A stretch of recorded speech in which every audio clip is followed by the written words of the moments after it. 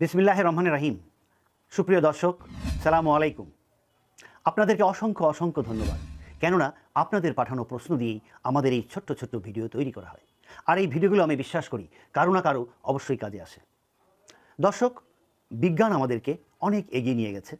আবার কোনো কোনো জায়গায় আমরা এই বিজ্ঞানের জন্য কিছু কিছু কষ্ট পাচ্ছি। তারই একটি উদাহরণ হচ্ছে, সারা দিনে আমরা কি করি? সারা দিনে আমরা আমাদের এই মোবাইল সেট কমপক্ষে ৮০ থেকে ৮৫ বার ব্যবহার করি। দর্শক, সারা দিনে আমরা এই মোবাইল সেটটিকে গড়ে ৮০ থেকে ৮৫ বার ব্যবহার করি। এই কথাটি বলেছেন যারা গবেষণা করেছেন, গবেষকদের কথা। গবেষকরা আরও বলেছেন যে আমরা কমপক্ষে ৫ ঘন্টা সামনে বাঁকা হয়ে মোবাইল ব্যবহার করি। যখনই আমরা সামনে বাঁকা হয়ে মোবাইল ব্যবহার করি তখন কি হয়? তখন আমাদের ঘাড় সামনের দিকে চলে আসে, আমাদের স্ট্রেস হয়। যখন ঘাড় সামনে হয় তখন আমাদের কোমরে টান লাগে, কোমরের যে লোডোটিক কার্ভ থাকে ওইটা তখন ফ্ল্যাট হয়ে যায়, রাউন্ডেড ব্যাক হয়ে যায়। আমরা যখন এটা ব্যবহার করি তখন আমরা সামনে এভাবে থাকি, আমাদের পোট্রিউড চিন অথবা আমরা বলি এন্টিরিয়র হেড পোস্চার অথবা ফরওয়ার্ড হেড পোস্চার হয়। যখনই ফরওয়ার্ড হেড পোস্চার হয় তখনই আমাদের শোল্ডার রাউন্ডেড হয়ে যায়, আমাদের ডরসাল কাইফোসিস যেটা থাকে এরকম বাঁকা ওইটা আরও বেড়ে যায়। অর্থাৎ অল দ্য অ্যাবনর্মাল থিং আমরা বয়ে বেড়াই। তো সুতরাং আমাদের একটু সজাগ হতে হবে, কিছু উপদেশ মানতে হবে, তাহলেই আমরা অনেক কষ্ট থেকে ভালো থাকতে পারি। আর তাই তো মনীষীরা বলেছেন, prevention is better then cure.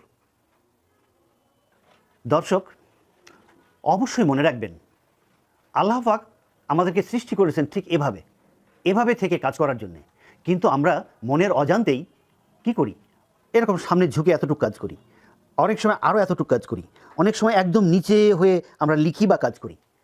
মনে রাখতে হবে যে আমরা যখন এভাবে থাকি তখন এখানে 10 পাউন্ড ওয়েট আমার মাথা থেকে এখানে কম্প্রেস করে চাপ দেয়।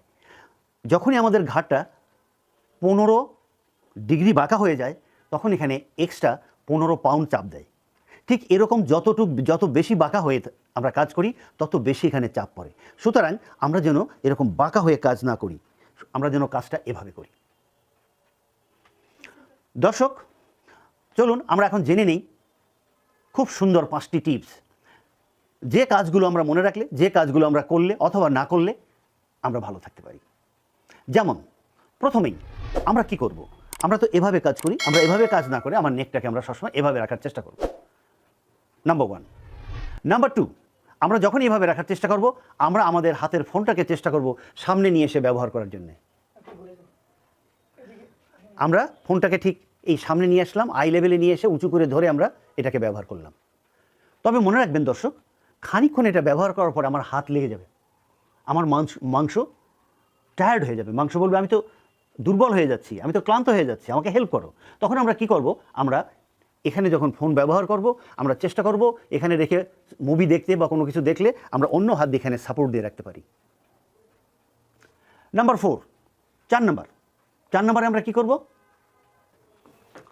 দর্শক, প্রতিদিনে কমপক্ষে 3 থেকে 4 বার আপনি আপনার চিনটাকে ভিতরে নেন এবং মাথার পিছনে চাপ দিয়ে ধরে রাখেন প্রথম দিকে 5 সেকেন্ড। 5 সেকেন্ড কীভাবে হবে? সুবহানাল্লাহি ওয়া বিহামদিহি, সুবহানাল্লাহি ওয়া বিহামদিহি, সুবহানাল্লাহি ওয়া বিহামদিহি, সুবহানাল্লাহি ওয়া বিহামদিহি, সুবহানাল্লাহি ওয়া বিহামদিহি। এভাবে 5 সেকেন্ড করে আস্তে আস্তে 15-20 সেকেন্ডে চলে যাবেন। এই এক্সারসাইজটা দিনে কমপক্ষে 3 বার করবেন এবং প্রতিবারে 15-20 বার করবেন। আর ঠিক তাই বলবো, আমি যে টিপস বলছিলাম সেই টিপসের 4 নম্বর টিপস হলো, আপনি এই কাজ যখন করছেন তখন চিনকে টাক করে এই এক্সারসাইজটা অবশ্যই করে নেবেন, যে এক্সারসাইজের কথা এখন বললাম। 5 নম্বর, আমরা অনেক সময় কষ্ট পাই 5 নম্বরে। সেই 5 নম্বরটা কি? রৌদ্রের মধ্যে অনেক ব্রাইট সানলাইটে আমরা যখন এই মোবাইল দেখতে যাই তখন ভালোভাবে দেখতে পাই না, তখন আমরা একদম এরকম কাছে নিয়ে এইভাবে আমরা তাকায় দেখি। সুতরাং এই কাজটি করবেন না।